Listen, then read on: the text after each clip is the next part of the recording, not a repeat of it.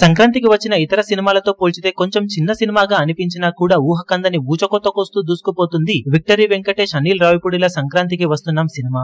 Remarkable trend ను box office దగ్గర చూపెడుతూ ఊచకొత్తకొస్తున్న ఈ సినిమా రెండవ రోజు అంచనాలను అన్ని కూడా మించిపోయే రేంజ్ లో వసూళ్ల బీభత్సం సృష్టించింది. ఇక మూడవ రోజు మరో పార్షిక హాలిడే అడ్వాంటేజ్ లభించగా ఈ రోజు మాత్రం స్క్రీన్ కౌంట్ తో కొంచెం పెంచుకున్న సినిమా ఎక్సలెంట్ ఆక్యుపెన్సీతో దూసుకుపోతూ ఉండటం విశేషం. ట్రాక్ చేసిన సెంటర్స్ లో టికెట్ సేల్స్ ఆల్మోస్ట్ రెండవ రోజుకు ఏ మాత్రం తీసిపోని విధంగా దూసుకుపోతూ ఉండగా మూడవ రోజు ప్రజెంట్ ట్రెండ్ ను బట్టి చూస్తూ ఉంటే అవలీలగా మరోసారి రెండవ రోజు లెవెల్లో కలెక్షన్లను సినిమా సొంతం చేసుకునే అవకాశం పుష్కలంగా ఉంది అనిపించే విధంగా జోరును చూపెడుతూ ఉంది ఈ సినిమా. అన్ని చోట్ల ఆఫ్లైన్ టికెట్ సేల్స్ లెక్కలు అంచనాలను మించిపోతే 15 కోట్ల దాకా షేర్ ను లేదా ఆ పైన కూడా వెళ్లే అవకాశం సినిమాకు ఉంది. ఇక Karnataka, rest of India, overseas లలో కూడా జోరు చూపెడుతూ దూసుకుపోతూ ఉన్న నేపథ్యంలో మూడవ రోజు ఓల్డ్ వేడ్ గా 16.5 కోట్ల నుండి 17 కోట్ల రేంజ్ దాకా షేర్ అందుకునే అవకాశం సినిమాకు ఎంతైనా ఉందని చెప్పాలి. ఒక నార్మల్ ఫ్యామిలీ మూవీకి ఈ రేంజ్ లో కలెక్షన్ల బీభత్సం సృష్టించడం అంటే మామూలు విషయం కాదు.